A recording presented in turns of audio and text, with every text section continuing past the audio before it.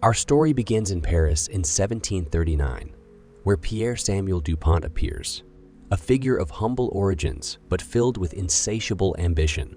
Mid-18th century Paris was fraught with socio-economic contradictions, as the wealth of the aristocracy clashed with the impoverishment of the lower classes, all against a backdrop of intellectual enlightenment and cultural awakening. Despite the harsh economy that marred his early years, Pierre Samuel's educational aspirations flourished, thanks to parents who recognized and warmly nurtured his intellectual inclinations. Of course, from his youth, his intellectual curiosity was insatiable, perhaps fueled by an inner desire to transcend his humble upbringing, or perhaps an innate desire to comprehend the intricacies of human society. Without a doubt, this early talent was particularly noticeable in the fields of economics and philosophy, disciplines that would later cement the DuPont family's monumental rise. Later, Pierre Samuel found himself in the intellectual crucible of the Collège de France, the center of progressive thought. There, he immersed himself in the cutting-edge theories of his time, methodically building an impressive foundation in economics and philosophy. And after years of diligent investment, his academic efforts bore fruit. His seminal works, especially those that explore the complex interactions between economic structures and human behavior, have become revolutionary texts in academia. And these works caused more than just applause. They caused heated debate among both scientists and thinkers. Moreover, his scientific achievements did not just bring him academic recognition. They propelled him into the corridors of political influence. His essays and treatises earned him the role of consultant to key figures in the French government, including ministers and perhaps even members of the royal court. Once there, his insights shaped not only intellectual dialogues, but also influenced the formation of practical policy, making him a leading luminary of his time. But as history developed, the political background of France also changed. The disastrous start of the French Revolution in 1789 plunged the nation into a maelstrom of instability. And although Pierre Samuel was initially a supporter of revolutionary ideals, his faith weakened as the movement grew into fanatical excesses. When the revolutionaries imprisoned him in 1797, the writing was on the wall. France, once a refuge, has become a treacherous country. Faced with this harsh reality, Pierre and thus the DuPont family made a fateful decision that would change their destiny. They chose the United States as their refuge in 1799. From a strategic point of view, this was a thoughtful plan. Pierre Samuel was the one who laid the foundation for the integration of the DuPont family into America. The creation of the family business was the work of one of his descendants. Come here, Aaron DuPont. He was the second of Pierre Samuel's children and the one who fought alongside his father as they defended the King and Queen of France. Having grown up during a time of political unrest, the shores of America must have been a welcome respite for the European immigrant. But even with America's independence strengthened, there were still challenges ahead. The War of 1812 between England and America may have been a short-lived skirmish that is often relegated to historical footnotes. But the second son of the DuPont clan saw this as a business opportunity. While his grandfather worked in engineering and his father in economics, Jung devoted himself entirely to chemistry. He had already worked at the Royal French Powder Factory many years earlier. So when he saw how expensive and poor quality American gunpowder was, he knew he had an advantage in the market. So he set up a factory in Delaware to produce his own combustible materials. Needless to say, the subsequent years of the war meant that the gunpowder industry was booming. DuPont soon became the largest black powder manufacturer in the world. At the company's peak, it employed 11 of Delaware's population. Not only this, but DuPont's innovation in industrial chemistry has set new standards for quality, safety, reliability, and efficiency. At the height of the Civil War, they supplied up to half of all the gunpowder used by Union troops. In fact, Irene DuPont's nephew was Samuel Francis DuPont, a rear admiral in the U.S. Navy who who was instrumental in ensuring the effectiveness of the blockade units. If DuPont had sided with the Confederates rather than the Union, it is likely that the American Civil War might have taken a different course. But let's make one thing clear. While it is tempting to say that it was a simple geographic coincidence that led the Delaware Company to side with the North, it is worth remembering that the family inherited diplomacy and freedom. Thus, even if individual family members disagreed, the company had the support of the Union.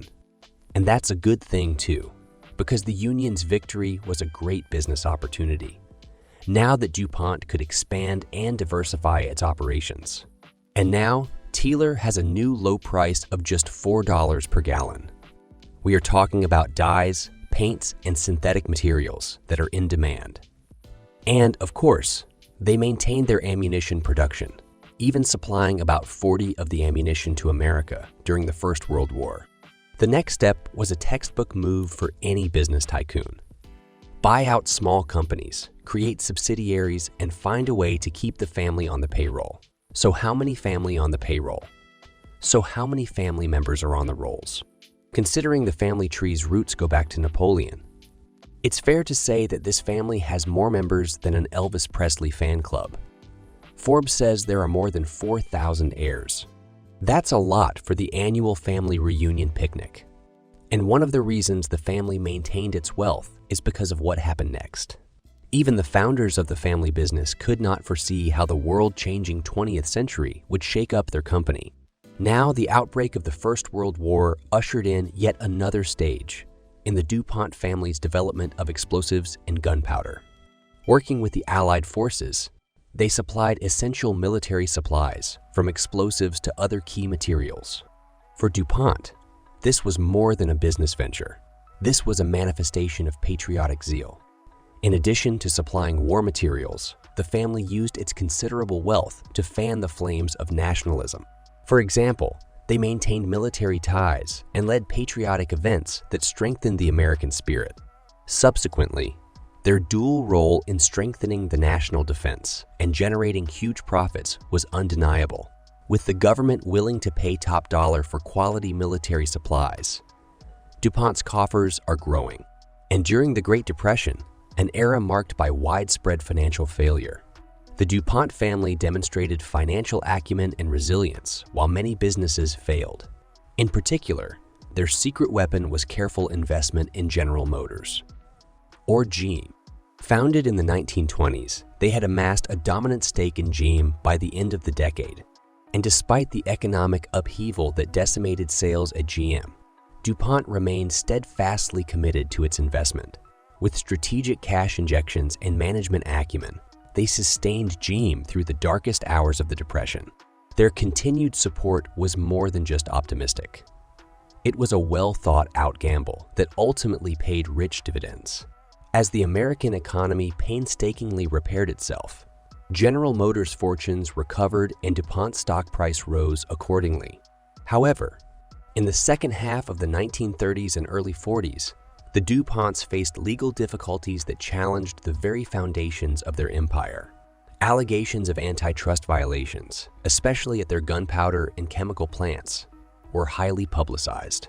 In response, the family vigorously objected, arguing that their activities were simply a competitive strategy in a tough market. But the federal government had its own plans. In 1941, legal proceedings against DuPont began, developing into a protracted battle that lasted for years. Ultimately, the government's tireless legal efforts resulted in the division of DuPont's corporate structure into 3 separate divisions. In case you haven't figured it out yet, Pierre Samuel and his 2 sons retired, leaving the 3rd generation to take the reins of their company. In the interest of brevity, we will focus on those that made an impact during the most important periods of business development. Pierre Estéphan, named after his great-great-great-grandfather Pierre Samuel, reorganized the company into a corporate structure and modernized its practices. He also invested in General Motors when the auto industry was still a fledgling startup. Under his leadership, GM became the #1 car company in the world, at least for its time. This means DuPont has a claim to making cars a viable technology. It's entirely possible that if GM had failed, we'd still be riding horses. However, the Clayton Antitrust Act forced DuPont to split its shares in the automaker, and subsequently all other DuPont businesses. This meant that direct control of the company was out of the hands of the family, at least on paper. No tycoon worth his salt could have intertwined his puppet strings in such a way that the family remained central to the family business. One way to get around the government's decision to terminate them was to merge with a new company, then another, and so on and so forth. The list of these maneuvers is long, confusing, and every bit as boring as you'd expect. After this, DuPont also decided to venture into materials science such as polymers, polyester, and insecticides. And that was almost 100 years ago, which means if you've ever used plastic or pest control, you've handed over cash to the DuPont family. But you're not the only one who buys from them. Even Nazi Germany was a customer, which may be why the government investigated their monopoly after the Allied victory. Even with 150 other companies, DuPont's business provided the Germans with patents, technology, and material resources that would later become crucial to the Third Reich's war effort. Although this was due to the fact that DuPont had become a conglomerate of foreign companies before the conflict began, it still maintained business ties with various corporations in Hitler's Germany even after the Nazis seized their assets. To make matters worse, Irene DuPont, brother of Pierre S. DuPont, provided financial support to Adolf himself, whom he had followed since the 1920s as a longtime admirer and early donor. So to what extent did the government's antitrust team get involved because of this? Hard to say. After all, DuPont were also major contractors for the Allied forces, including the production of raw materials for parachutes, gunpowder bags, and tires.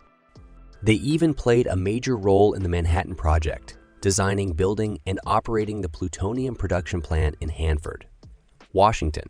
No. Was it a case of one hand washing the other, or a bad business deal at an unpredictable time? Later, when the Soviets demonstrated their atomic weapons in the 50s and 60s, the DuPont family once again served their country by helping to create the hydrogen bomb. Within a few generations, they went from gunpowder to atomic bombs, making America the world's largest superpower. This is no small achievement for a family that has already helped America win the Revolutionary War and the Civil War. Imagine that your family has authority in politics, diplomacy, technology, and now the military, even though you have never been a politician, diplomat, scientist, or general. Whether the average American treats you like royalty or not doesn't matter when the White House knows how valuable you are. Since then, DuPont has become a key player in the development of Kevlar for bulletproof pest control and law enforcement applications in the military. Without a doubt, obtaining these lucrative government contracts was not difficult given their track record.